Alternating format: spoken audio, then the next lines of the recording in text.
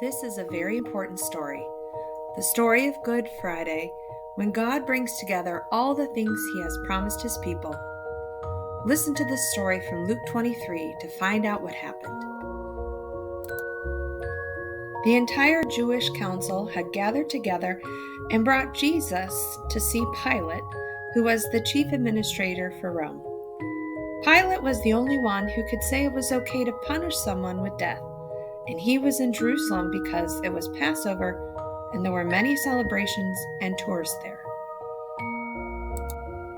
The Jewish council told Pilate that Jesus had told lies to the people, forbid them to pay taxes to Caesar, and said that he was Christ, a king.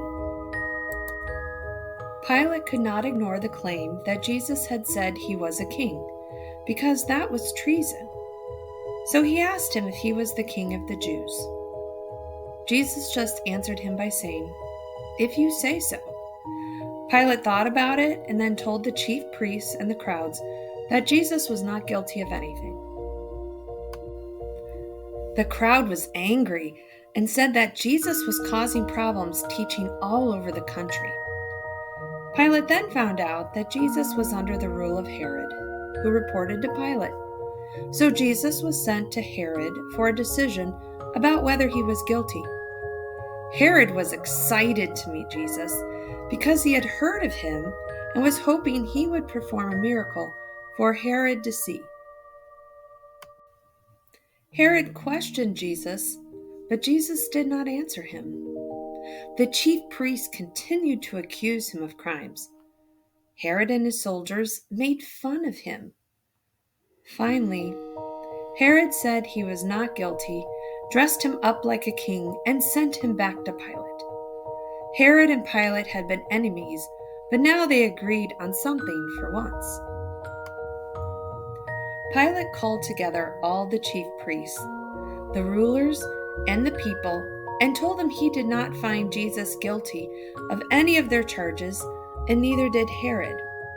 So he was just going to punish him and let him go. But the people all said they wanted Pilate to release Barabbas, a murderer, and kill Jesus instead. They kept chanting, "Crucify him! Crucify him!" Pilate told them he could find nothing Jesus had done that was worthy of the punishment of death. But the crowd kept yelling to crucify Jesus. Finally, Pilate gave in and released the murderer Barabbas and sent Jesus to be crucified.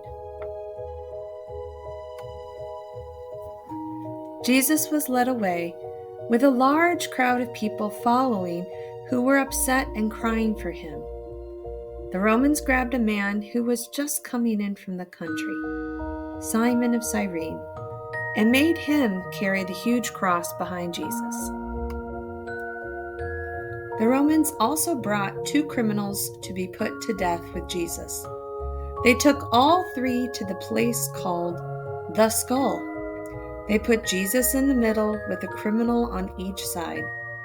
Jesus said, "Father, forgive them, for they know not what they do."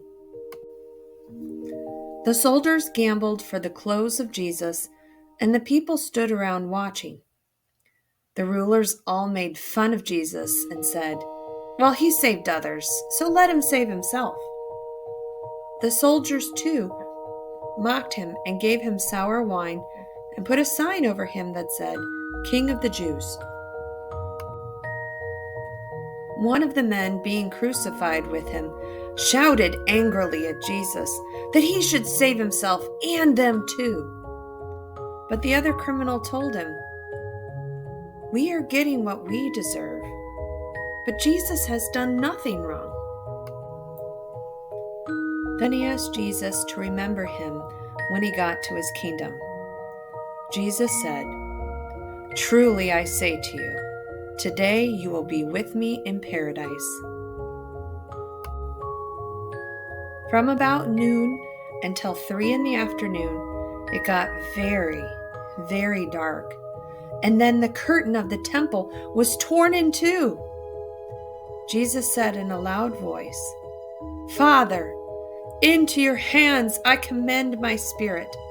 And then he took his last breath.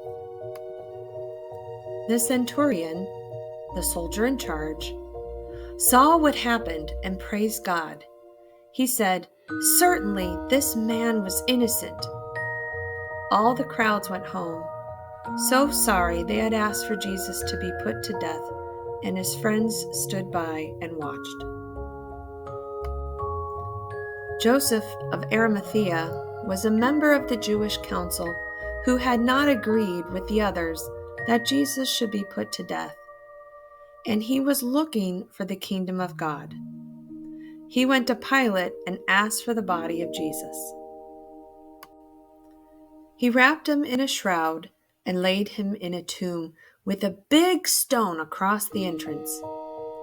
The Sabbath was beginning, but the women who had followed Jesus from Galilee followed and saw where the body was laid, and prepared spices and ointments for the burial. On the Sabbath, they all rested, as was commanded. God was making his promise of salvation come true. But you'll have to wait until the next story to see what happened next.